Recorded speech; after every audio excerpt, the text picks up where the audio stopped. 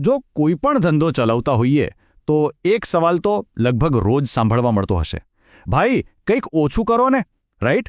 એવું જ લાગે કે જાણે ડિસ્કાઉન્ટ માંગવું એ તો ગ્રાહકનો જન્મસિદ્ધ અધિકાર છે. પણ શું ખરેખર એવું જ છે? આ નાનકડી લાગતી વાત છે ને, એમાં એક બહુ મોટો પડકાર છુપાયેલો છે. એટલો મોટો કે સારામાં સારા બિઝનેસને પણ એ નીચે પાડી શકે છે. તો ચલો આજે આ જ ડિસ્કાઉન્ટની આખી માયાજાળને બરાબર સમજીએ.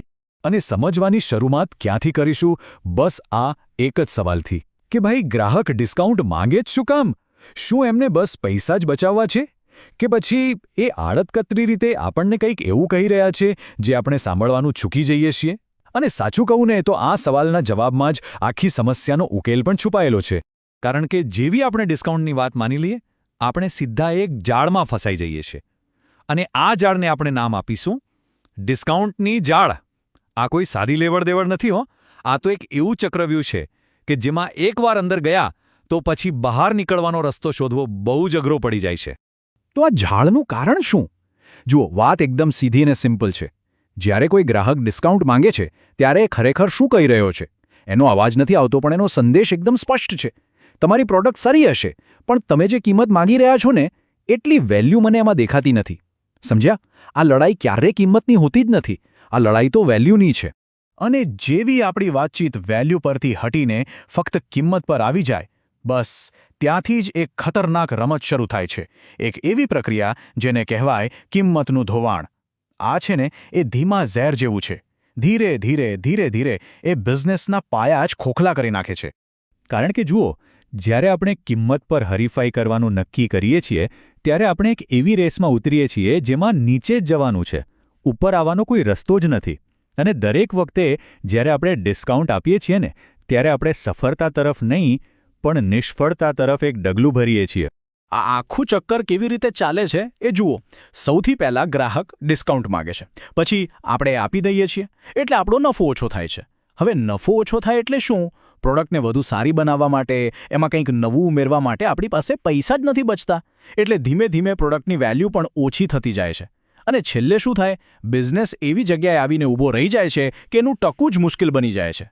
એટલે જ આ વાત ગાંઠ બાંધી લેવા જેવી છે.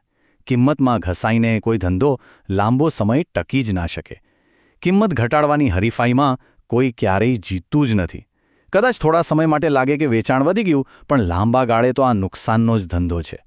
આ એવી રેસ છે જેમાં જીતનાર પણ હારેલો જ હોય છે. તો સવાલ એ થાય કે હવે કરવું શું? જો કિંમત પર લડવું એક રીતે બિઝનેસ માટે આત્મહત્યા કરવા બરાબર છે, તો પછી આ ડિસ્કાઉન્ટની જાળમાંથી બહાર નીકળવાનો કોઈ રસ્તો છે કે પછી નથી? અને જવાબ છે હા, બિલકુલ છે. એક બહુ જ શક્તિશાળી રસ્તો છે. અને એ છે નવીનતાનું કવચ. આ ખાલી કહેવા માટેનું કોઈ ભારી શબ્દ નથી. આ ખરેખર એક એવી ઢાલ છે, એક એવું કવચ છે જે આપણને આ કિંમત ઘટાડવાના દબાણથી બચાવી શકે છે. આખો ખેલ છે ને એ વાતચીતની દિશા બદલવાનો છે. અત્યાર સુધી વાત કિંમત પર થતી હતી, હવે એને વેલ્યુ પર લઈ જવાની છે. અને આ આખી ગેમ ચેન્જ કરવાનું સૌથી મોટું હથિયાર કયું ખબર છે? એ છે નવીનતા, એટલે કે ઇનોવેશન. અને આ વાત બરાબર સમજવા જેવી છે. આ જ આખી ચર્ચાનો સૌથી અગત્યનો મુદ્દો છે. જ્યારે કોઈ ગ્રાહકને આપણી પ્રોડક્ટમાં કંઈક નવું દેખાય, કંઈક એવું જે બીજે ક્યાંય નથી મળતું, કંઈક જે એમની કોઈ સમસ્યાને ચપટીમાં ઉકેલી દે છે, ત્યારે એ કિંમત માટે રકઝક નથી કરતા. ત્યારે સામેથી ખુશી ખુશી પૂરા પૈસા પર તૈયાર થઈ જાય છે. અને બસ અહીંથી જ શરૂ થાય છે વેલ્યુનો વિજય. હવે આપણે એ જોઈશું કે કેવી રીતે નવીનતા પર આધારિત રણનીતિ માત્ર ધંધાને બચાવતી નથી, પણ એને સફળતાની એક નવી જ ઊંચાઈ પર લઈ જાય છે. જરા તફાવત પર નજર નાખો. એકદમ સાફ દેખાય છે નહીં? એક રસ્તો છે કિંમત પર ધ્યાન આપવાનો. એનું પરિણામ શું? સતત માથાકૂટ, ઘટતો નફો અને ધંધામાં કાયમની અસ્થિરતા. અને બીજો રસ્તો છે વેલ્યુ પર ધ્યાન આપવાનો. એ શું લઈ આવે છે? ગ્રાહકોની વફાદારી, ધંધામાં ટકાઉપણું અને સતત ગ્રોથ. હવે પસંદગી કઈ કરવી એ તો એકદમ સ્પષ્ટ. તો પછી આ નવીનતા એટલે કે ઇનોવેશન છે શું? એનો બહુ સીધો સાદો મતલબ છે તમારી પ્રોડક્ટમાં કંઈક એવું નવું મૂલ્ય ઉમેરો જે એને બજારની ભીડમાં અલગ પાડે. કંઈક એવું કે જે ગ્રાહકનું ધ્યાન કિંમત કેટલી છે એના પરથી હટાવીને આમાં ખાસ શું છે એના પર લાવી દે. બસ આ છે ઇનોવેશન.